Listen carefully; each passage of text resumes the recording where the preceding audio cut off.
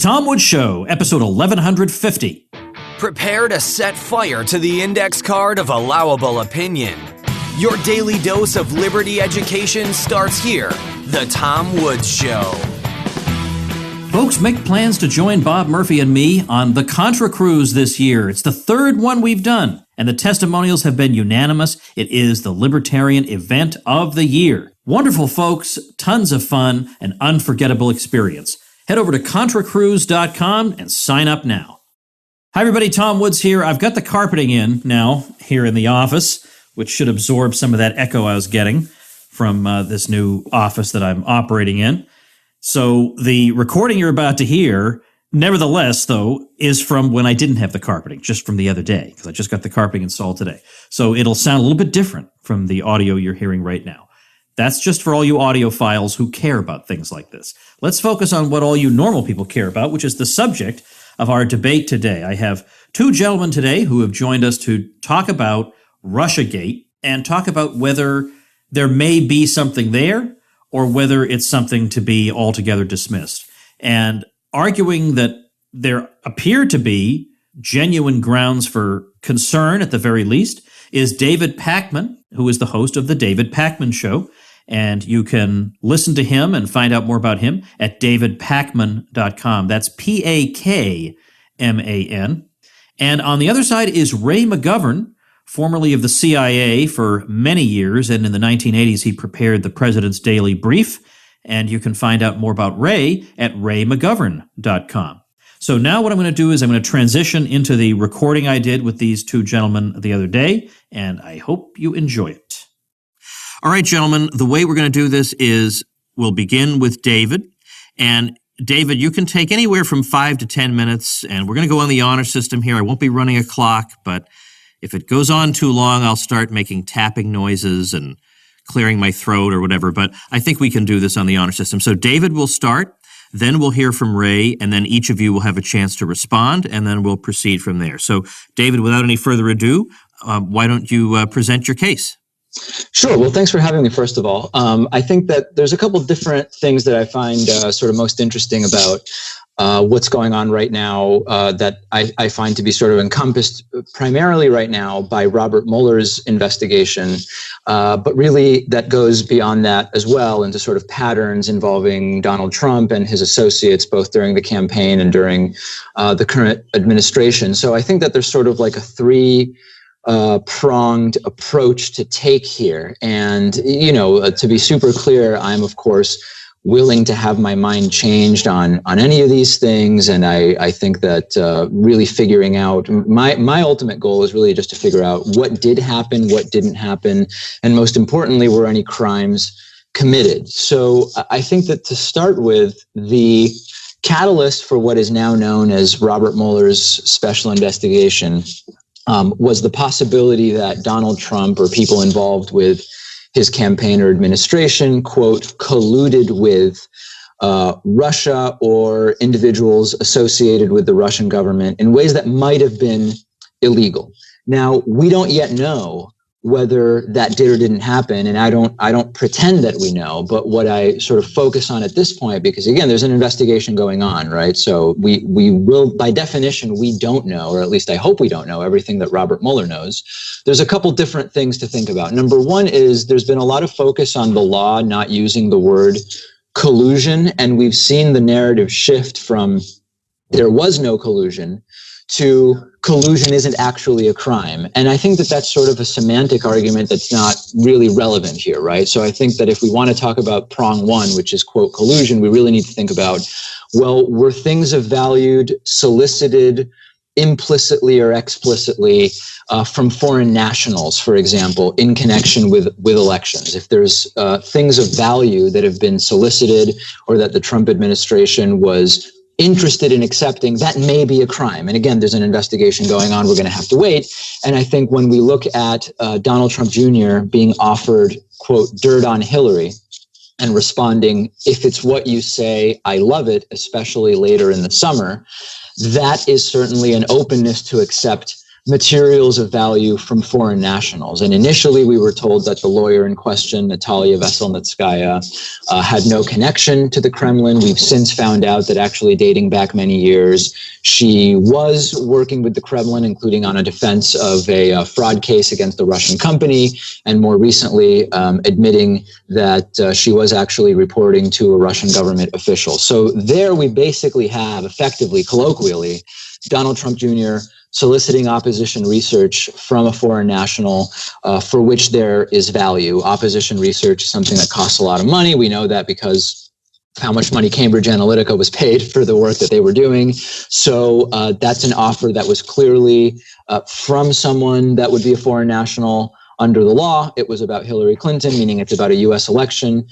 So that would be, if we want to talk about, quote, collusion, that's something I would look at pretty directly. In addition, the other element I think is important is that there was at least the implied offer from Donald Trump Jr. to help work on a repeal of the Magnitsky Act, which puts sanctions on Russia. That would be a quid pro quo. And again, I'm not a lawyer. We don't know what Robert Mueller knows, but I've spoken to lawyers who say that also escalates the potential criminality. Just as one more sort of element, and there's lots of these for this possible coordination, we know that Trump campaign advisor George Papadopoulos did meet with a Russian agent who also said he has dirt on Hillary Clinton. Later bragged about Russia getting damaging Clinton emails, lied to the FBI about contacts with Russia. So while we will not really know the full scope of so-called collusion, and I don't pretend to know, I think that there is more than enough circumstantial evidence that this should be an investigation. And that's what I support, right? I'm not making any claims about my knowledge of specific crimes that did or didn't happen. But what I am saying is that anyone who denies that the circumstantial evidence warrants this investigation, I disagree with. However, then there's sort of like two other prongs. There's the prong of whether there was any criminality in attempts made to end this investigation. And once again, this is an ongoing investigation that's going on. Were firings that took place possibly crossing the line into criminal? Were there conversations that took place that could be considered witness tampering? And I present these once again as questions because by definition, this is an ongoing investigation. And this is why I have a problem with the sort of absolutist denialists who say, there definitively were no crimes, period, because we don't know that. All we have is the circumstantial information, which I would argue more than justifies the investigation that's going on. And I'm glad to sort of delve more into the obstruction side of the conversation. And in the interest of sort of getting to the third prong here, there is no doubt that it's legally well within Robert Mueller's scope to explore any possible crimes that he and his investigators suspect may have been committed as a result of the investigation into both potential, quote, collusion and obstruction. And I think that there's no doubt at this point that money laundering is a very, very high probability when you look at a number of different deals involving many, many different countries, including countries in the Middle East, including Russia and Russian individuals as well, through condo purchases, potentially with inflated values. And whether that is part of the Russia story or not sort of depends on where you draw the line. But certainly there's no doubt that those concerns for the Mueller team have stemmed from their initial investigation. And to sort of put a final point on it, and then I'm obviously super curious to hear Ray's perspective on this. I think that a lot of what is going on is self-inflicted by Donald Trump, in the sense that if from day one, if the first time that anything about Russia is mentioned, Donald Trump doesn't tweet about it, says simply, I support the full investigation. I know I will be vindicated. And in the meantime, I'm going to work on my political agenda. I think anywhere from 70 to 90% of what's going on now never happens. And it's been self-inflicted wound after self-inflicted wound carried out by the president. So that's the sort of general overview of my position. All right. Thank you very much, David. Ray, it's your turn to talk to us for a few minutes. So the floor is yours. Well, I have to agree with David about self-inflicted wounds on the part of Donald Trump. I mean, you couldn't have a worse a worse character to heap scorn on himself. He lies all the time. The question is, what happened with respect to Russian meddling, so to speak, in the 2016 election? And that's what we're dealing with here. We're not dealing with whether these guys are crooks. I mean, you have to be blind or deaf and not to realize that you're dealing with a bunch of crooks. I mean, money laundering, that's the name of the game. What are they doing with Manafort? Well, they've got the book on Manafort. And so they say, look, Manafort, we can put you away for 35 years. Don't you remember Trump telling you about collusion with Russia? Yeah, if you could just remember that, think about it. If you could just remember that, we could probably get you off with a 6-month suspended sentence. That's the way Mueller works. The record is very clear. When we talk about crooks, he's one of them, and so is Comey. So let me just backtrack for a second and refer to the fact that I've been watching Russian leaders for over half a century, actually 55 years. It's almost exactly 55 years since I joined the CIA as an analyst of Soviet foreign policy. So I've watched Russian leaders look at the world in a very, very close way. And when I think about the 2016 election, here is Putin watching the campaign, and he's got his advisors around him. He's saying, "Oh my God, this Trump! Oh, wow, what a character! He's unpredictable. He brags about being unpredictable, and he lashes out at the slightest slight, whether it's real or imagined. Oh man, this is going to be really fun. This is just the guy I want to have with his fingers on the nuclear codes. Do what we can to help him win." Now, if that sounds ridiculous, it's because it is ridiculous. There is no suggestion in Russian statements or Russian TV shows, and I have people watching this very closely, to suggest that there was a preference for Donald Trump over Hillary Clinton. That's pretty much the basic premise here. Now, a subset here is that, quote, everyone knew Hillary Clinton would win, okay? Now, Comey says that in his book. And Comey explains that he felt he could do the things he did, many of which were clearly illegal, clearly unconstitutional, because he was, as he put it, he was operating in an environment where Hillary was going to win. And so when Hillary wins, who's going to hold him to account for taking wild liberties with the law and the Constitution? So now, just to put an end to this point, if Hillary is going to win, if the New York Times had it 83% that she was going to win on the morning of the election, you're Mr. Putin, right? And you're sitting back there and you're saying, my God, everybody thinks Hillary's going to win. But, I think just for fun, that's what I think I'll do.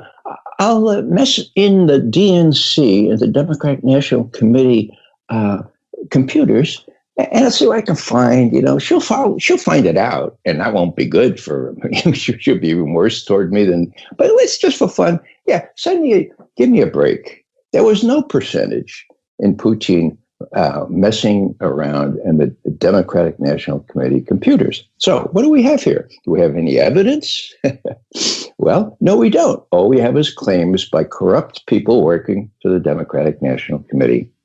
And I have to say that when David talked about opposition research, well, he neglected to mention that Hillary Clinton and the DNC paid megabucks through a cutout to have an ex-UK spy do, quote, opposition research, turning up scurrilous detail that even Comey admitted was scurrilous about Trump cavorting with prostitutes in Moscow well before he ever became a candidate.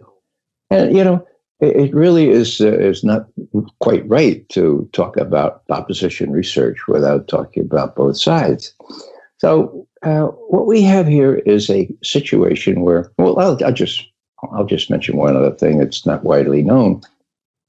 we veteran intelligence professionals for sanity, who include, by the way, two former technical directors from the National Security Agency, the NSA, we asked Obama formally in a memorandum before he left office, would you please make clear what evidence there is that A, the Russians hacked in to the DNC, and B, they gave it to WikiLeaks. Okay.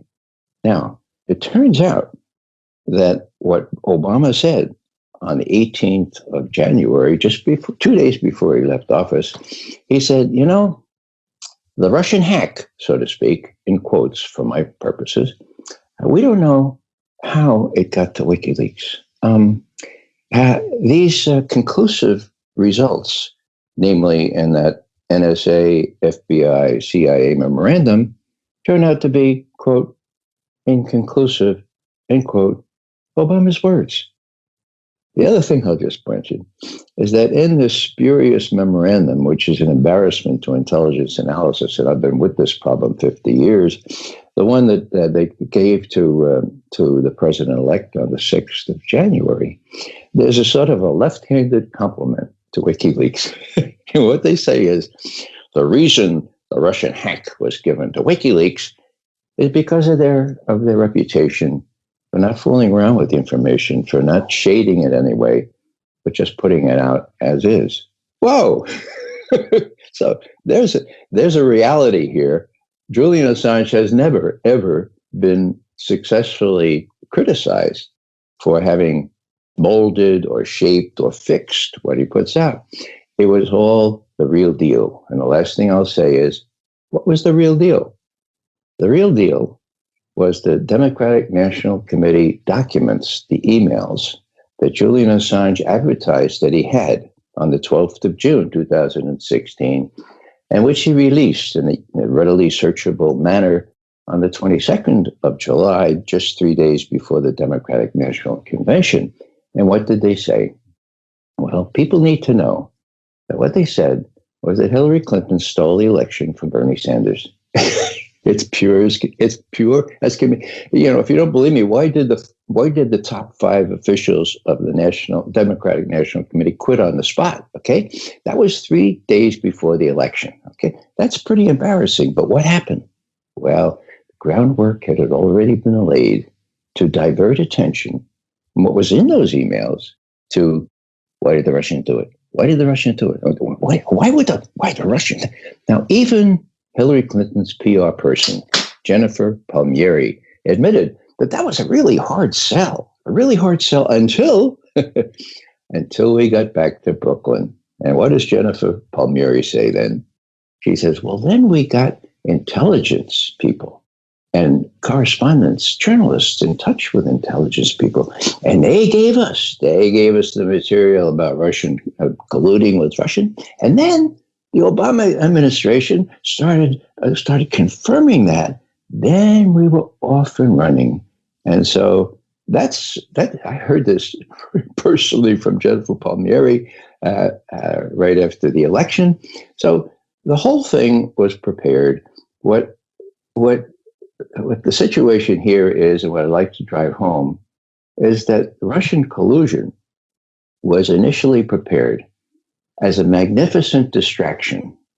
I remember the movie Magnificent Obsession. Well, this was a magnificent distraction from what was in those emails. And what was in those emails showed that Hillary stole the nomination from Bernie Sanders. So if you're going to look at, why we have this, in my view, the worst president the United States has ever had in office, you can lay that at Hillary Clinton. Because had she not stolen the nomination, Bernie Sanders, we would be looking at a President Bernie Sanders now. We would not be looking at the terrible situation, both domestically and abroad. So, don't blame the Russians, for God's sake, without any evidence. Blame Hillary Clinton. All right, Ray, thank you very much. David, you have, reasonable amount. I was going to say 3 minutes, but there's no clock running. A reasonable amount of time to respond to what Ray just said. Yeah, so listen, it's difficult in a sense to respond to what Ray said because it has very, very little to do with any of what's actually going on with Russia. So let's see if I can just look at a few of the points that Ray made. And a lot of these points, I'm having sort of a little bit of trouble parsing the narrative because there were a lot of things that are just kind of all over the place. So first and foremost, Ray talked about the DNC primary being rigged against Bernie Sanders and for Hillary Clinton. I agree with him. I reported on that extensively. I voted for Bernie Sanders. I don't know if Bernie Sanders would have defeated Donald Trump in a general election race. It would have been a different race, but it has no bearing whatsoever on, for example, the Trump Tower meeting and its legality. So that's first and foremost. The idea that there is no sort of chain of custody of hacked information between Russian actors and the Trump campaign is just patently untrue, right? We have extensive reporting about the direct connection between both Roger Stone, a Trump advisor, and Donald Trump Jr. and WikiLeaks' Julian Assange. We have learned a great deal about the intermediary between the hacker known as Guccifer 2.0 and WikiLeaks. And we have extensive information about the actions of that hacker who tried to present himself as a Romanian individual, but indeed was actually a Russian individual. But again, it has no actual bearing on, for example, whether the Trump Tower meeting was illegal. Ray also mentioned that, hey, listen, if you're going to talk about opposition research, which I did, you also have to talk about the fact that Hillary Clinton also bought opposition research. Whether Hillary Clinton also did opposition research has no bearing whatsoever on whether the Trump Tower meeting was illegal or whether the firings that took place to end the investigation by Robert Mueller constitute obstruction of justice. Ray also talked about fired FBI Director James Comey and whether James Comey did or didn't act in good faith. It's a great conversation to have. It's one that I'm open to having, but whether James Comey did or didn't act in good faith is simply not an argument that relates to what the Trump campaign objectively did. And Ray started his presentation by saying that Russian leaders who he's been following for a very, very long time have always tried to sow chaos in Western democracies. That's absolutely true. If you look at Alexander Dugin's book, The Foundations of Geopolitics from 1997, you see that this has been the Russian MO for a very long time. But again, it is simply not an argument that negates or refutes any of the facts that I put forward. So I think that what Ray has brought up are all interesting topics and relevant in a certain context, but they in no way actually relate to what we're discussing today.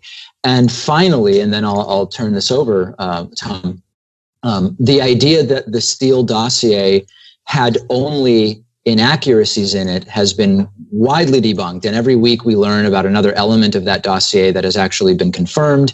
The Carter Page trips to Moscow and meetings with Russian officials, Michael Cohen's role in pursuing business opportunities for Trump in Russia, the allegations that were initially denied by Trump that he had spent several nights in Moscow in 2013 around that pageant, which was initially completely denied by Trump. We now know from airplane records that it's actually true. In other words, every week, another element of the Steele dossier is confirmed to be true. So on the facts that Ray tried to assert to contradict me, I think he's wrong on the facts. And then most of what he said just doesn't actually relate to the discussion today. All right, Ray, now you have several minutes to respond to David. Sure. Let me just respond to some of these points. Robert Mueller has a reputation. I won't go into that. Let's talk about Comey right now. Now, the celebrated charge is that Trump fired Comey because he wanted to suppress the investigation. Now, what really happened? What really happened was on the 6th of January, 2017, the intelligence directors went and briefed President-elect Trump. It was Comey, it was John Brennan of CIA, it was Rogers from NSA, and who's the other person? It was Clapper, who sits over all this stuff as National Intelligence Director.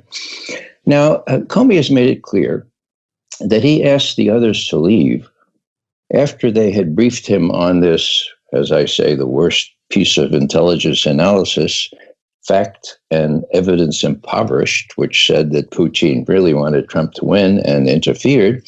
After they had briefed them on that, then Comey says, by his own admission, that he raised the urination tapes, the business about now. This is how it happens, by the way, in Washington when a new president comes in. The head of the FBI says, "Now, Mr. President-elect, we don't. This is pretty scurrilous stuff, and we can't really. It's not confirmed, but you should know. You should know that we have this information, okay? And the press has it too. And so, you should just know that they say that you did A, B, and C. Now, this is an old tactic, as I say, with new presidents by the deep state, represented in this case by Comey. Now, if I were Trump, I would fire Comey on the spot.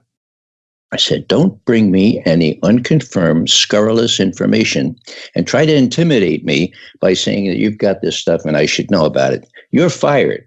Instead, he waited a while. Now, when he did fire Comey, he admitted to one of the TV personalities, yeah, I fired him because of this Russia thing.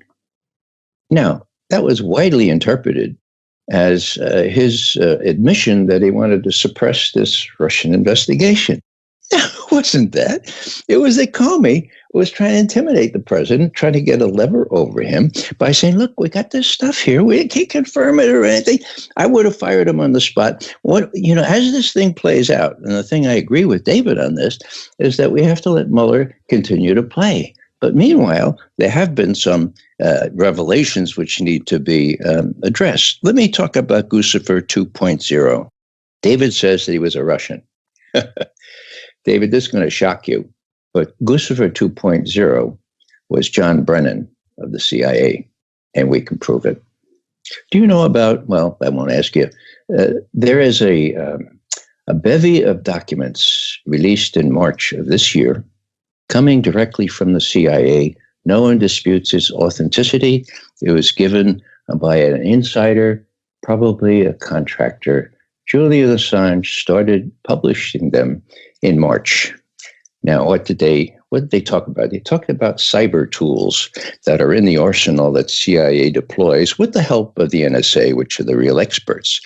One, for example, allowed whoever wanted to do it to take control of a car and make it go 110 miles an hour and get the person killed in the car. Another one allowed people to snoop through a TV that was ostensibly off but was on, recording everything in your bedroom. But those were small potatoes. On the 31st of March, and David, you can be forgiven for not knowing about this because the New York Times, the Wall Street Journal, they all checked with the CIA and said, well, can we print this? And they said, no, don't print it. What did that say? This tool was called Marble Framework. Now, what did it work in? Well, it worked in 5 languages: Chinese, Persian, Korean, Arabic, and Russian, okay? Cyrillic. Now, what's the point here? The point here is that this tool, according to the CIA document, was designed to hack into other computers and other computer systems and, quote, obfuscate, end quote, who attacked in and leave telltale signs in like, Cyrillic, Russian, and other places, so that they can misattribute it to somebody else. Now, Bill Binney, who knows a lot more about this kind of technology than I do, he was previous technical director at NSA, he tells me, and it's very likely that this celebrated hack, which was done superimposed on Russian MS Word equivalent templates, and included the name of the first head of the forerunner of the KGB in Russia, that clearly was not done by some weird mistake by the Russian intelligence services. That most likely was done by this cyber tool inventory that the CIA has and that it has deployed. So, don't tell me about Guccifer 2.0 unless you really have looked into it. We have looked into it. The only outfit that claims this kind of thing is an outfit called CrowdStrike. That's run pretty much by DNC people, by the Atlantic Council people. These are the people who looked into the so-called hack, the hack that was described by John McCain as an act of war, described by John Bolton as a true act of war. What did Comey do? What did Comey do? Well, he didn't ask, or he didn't secure the proper warrant to look at the DNC computers. Now, that's kind of embarrassing. Act of war? And so he's asked about this at Congress, in the Senate. And they said, now, Director Comey, why is it that you didn't seize those computers, or at least send your people in to look at how the hack happened? And he squirmed and he said, well, I concede that that's best practice. You should actually have physical access to the computers. But there was a first-rate cyber team that was working on it. First rate, give me a break. CrowdStrike is as crooked as they come. So, last thing I'll say here is that you can be forgiven, David, because you get a lot of your information from the New York Times. Now, I'm from New York. My parents wouldn't go to bed at night without reading the New York Times through and through. If they fell asleep, they'd put it in a special place and they'd read that former day's edition before they'd even open the new one. New York Times used to be all the news that was fit to print, almost, but no longer. And that's the real core here. When I was still on active duty at the CIA, there was a fellow named William Casey came in under Ronald Reagan. And at the first White House meeting, he announced to not only Reagan, but the other cabinet level officials this, quote, "We'll know that our disinformation is complete when everything the American people believes is false, period," end quote. That's where we are now. How do I know that? From someone who was there, Barbara Honegger. And she gave it to one of the correspondents. It was published, but, I'm just sort of like on page B17. That's the deal here.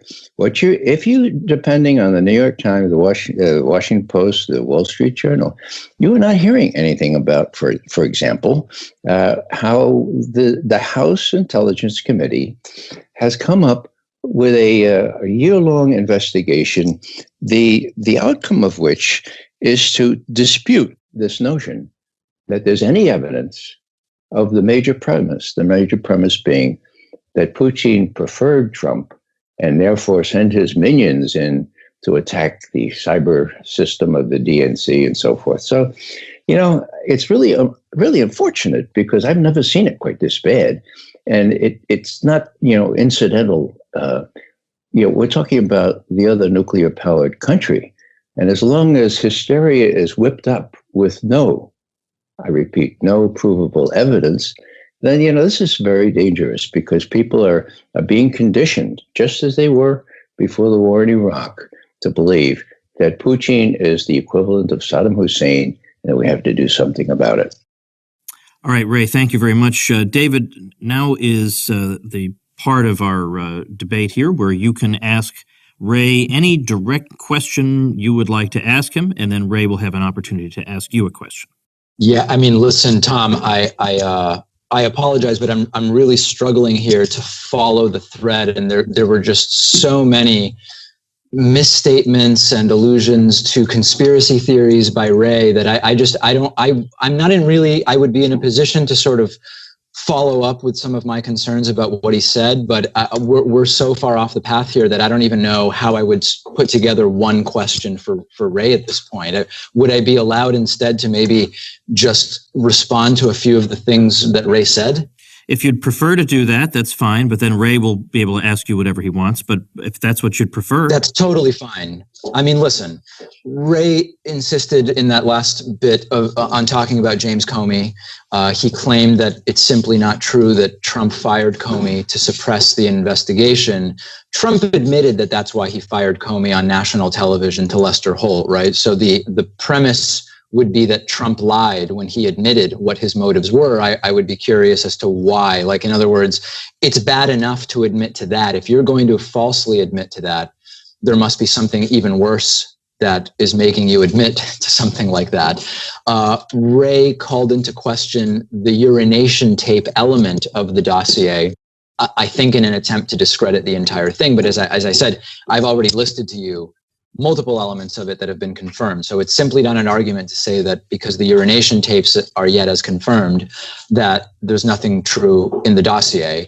I don't know that I'm prepared at this point to really get into a full discussion about the deep state that Wray referred to, but that's typically, that's not a direction I'm really comfortable going in at this point, simply because I think that it's a total distraction and red herring.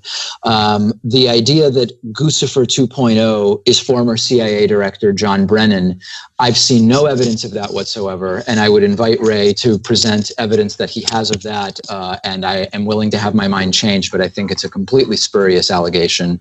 And then, bigger picture, I just am not following the argument that Wray is making here that rebuts any of what I said. And so with that said, I'm glad to have Wray ask me any question he wants, but I'm really struggling here, Tom. Okay, well, listen, I'll give Ray, you have 2 minutes to respond, because we'll take that as like a question. You have 2 minutes just to respond to that, and then give David a question. Okay, conspiracy theories. Now, this is the way people dismiss the reality. The first time it was used by Allen Dulles. Where?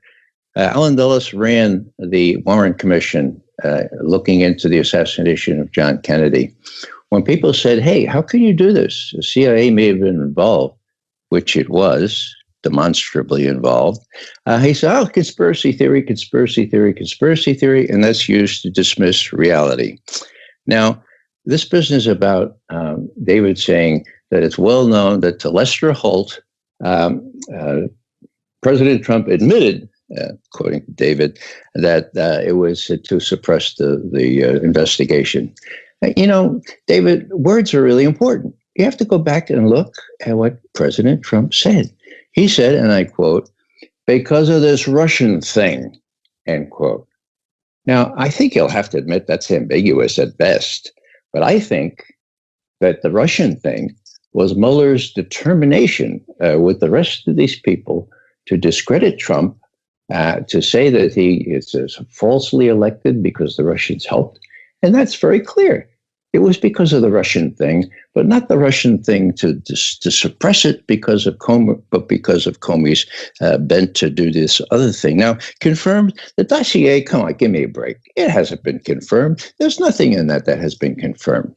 Deep state, well, look at the FBI texts. Look at the texts between Peter Strzok and his lover, Lisa Page. They were constructing a, quote, insurance policy, end quote, in case Trump won. It's very clear. So it's not a conspiracy theory. It's not something dreamed up. Now, I can understand why you don't know about Guccifer 2, because you haven't read because all you read is the New York Times. You probably don't even know about Vault 7 and the documents that are true documents, authentic, that Julian Assange described as being more revealing than all the material that Edward Snowden brought out into Hong Kong. So I forgive you for not knowing about that. There is one brief story in the Washington Post about it, the headline of which said, "Whoa, recent revelation from Vault 7 Marble shows that blows the whistle on the cover that the CIA has been using to hack into other systems." So read that, please, and see if you don't understand why it could be. And this is, as I say, this is not factual as Bill Binney usually is, but this is a very reasonable suspicion that since there's no evidence, zero, of Russian hacking, that this celebrated hack, the one on July 5, 2016, bears the earmarks of the application of something called Vault 7 Marble Framework, which was developed by the CIA with great help from the NSA, and which program includes 700 million lines of code. Okay, 700 million. Now, if you talk $25 a line, that's a lot of money. So let's leave it there. It's just that, it's too bad we can't speak from the same base of knowledge because, as I say, Ray, New can York you Times transition? is not sufficient. Can you transition into your question? Okay, yeah. Well, let me just ask, David, have you ever heard of Vault 7 Marble Framework? Yes, I have. You have. Okay. What do you think of it? I think that it is wholly unrelated to any of the case that I laid out here today, and I remain stunningly sort of confused as to, going back to what I was thinking we were going to discuss, in what way does any of this relate to the legality or illegality of the Trump Tower meeting, or whether obstruction of justice took place? I guess that's the part that I'm missing. The Trump Tower meeting was set up by a music promoter on the false allegation that there would be real dirt revealed in this thing. The Trump Tower meeting is nothing. If Mueller thought the Trump Tower meeting meant something, he would have focused on it. Mueller has hit a dry well, let's face it. And now he's circulated 49 questions. 49 questions. I mean, listen, none of that is true. These are just falsehoods. Mueller did not circulate any questions. Those 49 questions were actually taken down by Trump's lawyer, Jay Sekulow. Where did he get them? Where did he get them? He got them from Mueller. The idea that those are nobody questions disputes they came from the special counsel. Those were questions formulated by Donald Trump's lawyer as possible questions that would be asked based on the general topics that Robert Mueller's team communicated would be topics of discussion if ever Donald Trump sits down with Robert Mueller. But that now Ray has already moved the goalpost. He first said that Robert Mueller circulated 49 questions. Now he's saying the questions came from something Robert Mueller said. So very quickly you see, Tom, how a lot of these assertions just are changed when I just offer the most minute pushback. Now, David, you just admitted that Trump's lawyers met with Mueller's lawyers. I don't know if it was a physical meeting or a phone call. All right. They talked, okay? And Mueller's lawyers gave Trump's lawyers a very good idea, which Trump's lawyers composed into 49 questions that Mueller was interested in asking. Is that correct? That's my understanding of what. Well, that's what look, the New York Times says that. They say they have six people to prove it, and nobody has denied it. So that's how these 49 questions arose. They are broad questions. They go into everything and anything, and they reflect to me a very desperate attempt to get the president to incriminate himself by saying a wrong fact that he doesn't remember correctly, and then they do the same thing. That's the perjury trap nonsense. Like the idea that a trap is being that's laid. Not nonsense. Trump, that's Trump the way will Mueller. Trump will either go in and tell the truth or not, and say he doesn't remember if he doesn't remember. But the entire concept of a quote perjury trap is not something that's serious for discussion. Oh, come on, that's what they used on the general. What's his name? General. The general who was national security advisor. That's what they used on him. See, they intercepted. Ray, is your assertion that the only reason Michael Flynn got into trouble was not because he genuinely did things that were crimes, but because a perjury trap was set for him and he fell for it? Is that really your argument here? That's not my argument. Those are the facts, okay. David. Yeah, those are the facts. Okay. What he did in terms of consulting with foreign leaders was completely what any national security advisor incoming would do. What they did was they got him through an intercepted conversation, which was unmasked. And they said, now, did you talk about sanctions? And he said, no, I didn't. So that's lying to the FBI.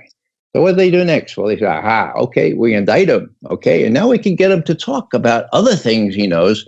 And the other things he knew were not sufficiently incriminating. So that Mueller is waiting till the end of the year so that he can go right through the election, get this thing percolating all that time. And the Senate Intelligence Committee, thankfully, has the documents. Okay. So if we wait, and we'll see what the Senate Intelligence Committee does after they re-interview John Brennan and the others, I think we'll know a lot more, David. And you ought to really look at more than the New York Times. All right, listen. Ray, Let me. Ray, I'm confused. Just two quick notes. Okay. Earlier in the debate, Ray criticized me for getting my news from the New York Times. And in his last statement, he told me that something is unquestionably true because it was reported by the New York Times. That's confusing. I knew you'd catch that. I knew you'd catch that, but it is true. Every now and then, the New York Times has 5 or 6 things, and it's confirmed by the administration. Then you The one other thing I don't understand is earlier during the conversation, Ray said he agreed with me that indeed the Robert Mueller investigation should continue, should go forward, and we should see where it ends up. But then he most recently said that it's actually a calculated political move to go through the election, presumably to impact it. So if that's what you believe about the investigation, why do you agree with me that it should be allowed to continue? Well, because the cost of ending it would be too politically volatile.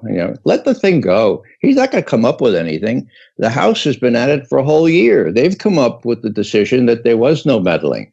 The Senate, what are they doing? And so, let them go. I mean, let them keep doing it. It's a political game. I don't give a rat's patootie about how they go. All I want to point out is that after a year, a guy like Mueller, with the assets that he has, and with his access to NSA and other really sensitive sources, if he can't come up with anything better than some Facebook operations, then it's sort of embarrassing. All right, let me jump in. Well, I'd like to reassert control here, if I may. All right, because David, let me start. I'm going to ask each of you a question, but I'm going to ask Ray a question, and maybe it's the kind of question that you would want to have asked him for clarification. So, Ray, have there been any meetings that you know of between Trump people and Russian operatives or Russian officials that give you any kind of pause? Give me some pause? Sure, yeah. They don't give me any evidence, though. Well, let's flesh that out a bit. What is something that concerns you? And give me a specific example. Well, I think that Trump Jr. was stupid in rising to the debate to meet with this lawyer.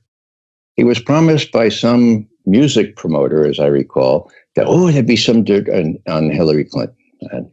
And so he should have said, this is real, look into this thing and not. So that gives me some pause. But, we intelligence analysts, like detectives, look at evidence. And that's what Mueller actually has been doing.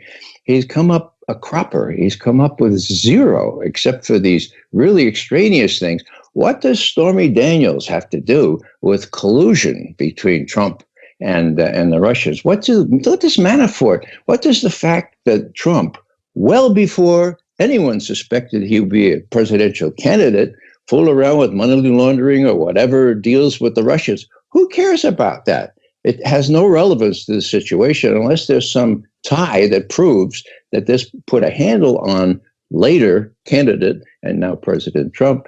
It's all, it's very bizarre. It reminds me very much of the weapons of mass destruction before Iraq, before the war in Iraq. Everybody believed it because that's what the New York Times and the major media told them. It's even worse now. All right, David, let me ask you a question. And I realize that, of course, this question doesn't really strike at the heart of what you've been arguing, but it's still something that's on my mind, and I'd just like to know your thoughts on it. There are some of us out there who are concerned, regardless of the merits of the case. In fact, let's assume for the sake of argument, let's set aside the merits of the case. There are people, we believe, that there are a lot of influential folks who seem to want to prevent some kind of détente or reconciliation between the United States and Russia. And some of those people, I think, who don't really know that many of the details are pushing, like the sort of people you would encounter in the press or in social media, are pushing the Russiagate story because they think it'll throw a monkey wrench in the works to make it more difficult for Trump to try to negotiate better relations with Russia. Now, my primary issue when I think about political candidates and politics, my primary issue is war and peace. I think we've had way too much war. I think almost all the war has been based on propaganda, and I think I've been vindicated time after time. And it's my concern that this momentum is being used to tie Trump's hands to make it harder to do what he may want to do, I suppose, which is to bring about better relations with Russia. What do you are you concerned about that? That regardless of the merits of the case, maybe your side is completely correct or your suspicions are entirely warranted. But is there at least a concern that, unfortunately, it seems to play into the hands of some really bad dudes, if I may put it that way? If you're asking me whether I am in any way supportive of choosing to have poor relations with a country when that's not what the facts dictate we should have, the answer is of course not. If the question is, do I think that there are individuals who are acting in bad faith when it comes to Trump Russia, I think the answer is absolutely yes, to people on both sides of the political aisle, and we don't have time to really delve into the details as to why. So I don't, and whether I, have a particular opinion as to what any individual has as a motive for talking about Trump Russia, I can only speak to my motives, and they don't fall under the umbrella of what you're describing. All right, we've gone longer than I. Tom, can I just make one short comment? If it's under a minute, yes. Okay. Both sides of the aisle. I have to really clarify that in the intelligence analysis profession, not intelligence operations, but intelligence analysis, there's no aisle. This may sound sort of obsolete or outdated, but we seek the truth. And, it's very embarrassing for me to be being accused of either a Putin or a pump or a Trump apologist, because I think Trump is the very worst president we ever had. I have 9 grandchildren. They're not going to have clean air to breathe when they get to be my age. This is serious, okay? But I don't want Trump to be accused falsely of doing something that he didn't do. Call me nostalgic or something, but I seek the truth. There's lots of reason to impeach this guy, to get rid of him, but not because of this drummed up story to explain largely why Hillary Clinton lost the election.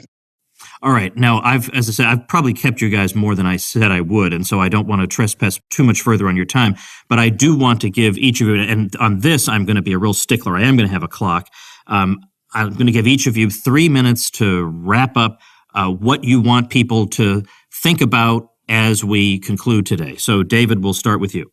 Yeah, I don't need, nor do I even have the full 3 minutes. I do have to get to produce my show. I think the only thing that in the context of this interview I would say is, when you listen to the interview, and if you have to go back and listen to it again, explore whether any of my assertions were actually rebutted by anything Ray said. On a lot of the issues, you'll see that they were not. On the ones where it sounds like they were, just Google the issue before you make a decision. Okay, so Ray, you've got 3 minutes to wrap up from your side. Sure. Well, Tom, I guess I would just say that we need to be fact-based here.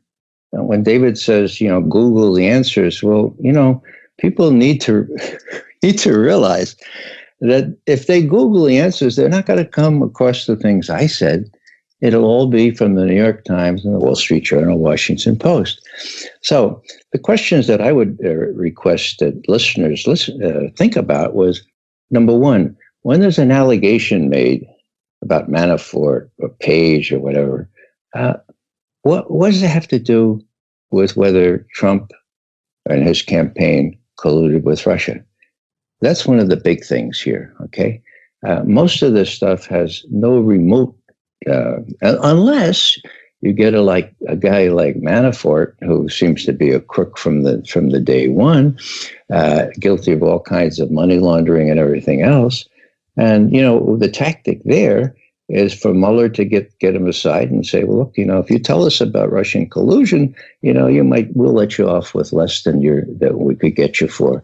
So the whole thing is a construct initially begun when Hillary Clinton thought that she could win the election by criticizing Trump for being open to dealing with the Russians, and then for a very, very successful attempt to disguise what happened with respect to WikiLeaks revelations about how she and her campaign witnessed the fact that the top 5 people that the DNC quit on the spot colluded to make sure that Bernie Sanders would not win. Now Bernie Sanders, in my view, would have been a shoo-in over Donald Trump. And so these things are consequential. And when I say that Bernie Sanders would have been better than Donald Trump, I don't think any proof is needed to indicate that. And so one has to go back to the beginning, where these charges originated, the purpose for which they were manufactured, how the intelligence people helped the DNC do this. And I just say, stay tuned, because if we can believe Nunes, who is the head of the House Intelligence Committee, he's got the documents. And what we see in Comey's book and what we see in a lot of the defense kind of stuff from the FBI and the DOJ is a sort of a preemptive attack to pour doubt on the documents that Nunes says he has, and some of which he has already referred to the Department of Justice for prosecution of the deputy director of FBI, James Comey's deputy, McCabe. So there's a lot here, and my sorrow is simply this, that when I think back at how we tried to educate the American people to the fact that there were no weapons of mass destruction and that the charges that Saddam Hussein was in touch with al-Qaeda was spurious and ridiculous on their face, we could not get into the major media. Can we get into the major media now? We can not only not get into the major media, Tom, we can't get on Amy Goodman, for God's sake. So even the alternative media doesn't want to hear that there's some real doubt as to whether Trump colluded with the Russians. There's not only real doubt, there's no evidence that was the case. All right. Well, my thanks to both of you gentlemen, David and Ray, for your time today. You've both been very generous, and we appreciate it. Thank you. Most welcome. Appreciate it. Thank you. All right, everybody, that's going to do it for today. Now, on Monday, I've got David Stockman coming back. Of course, he's from the Reagan administration. He's such an interesting guy. I always love talking to him. He had an appearance recently on Fox Business where he was batting down warmonger propaganda left and right, and it was just hysterical to watch. It was one platitude after another being hurled at him, and he's just smashing every single one of them. So I want to talk to him about that. But also, he is very much, when it comes to the economy, a Trump skeptic. And he's unconvinced by some of the economic claims being made. So we're going to talk about that also. Stockman's hardcore. There's just no getting around it. And super duper smart. And it's always a delight to have him. So stay tuned for episode 1151 coming up on Monday. And thanks for listening.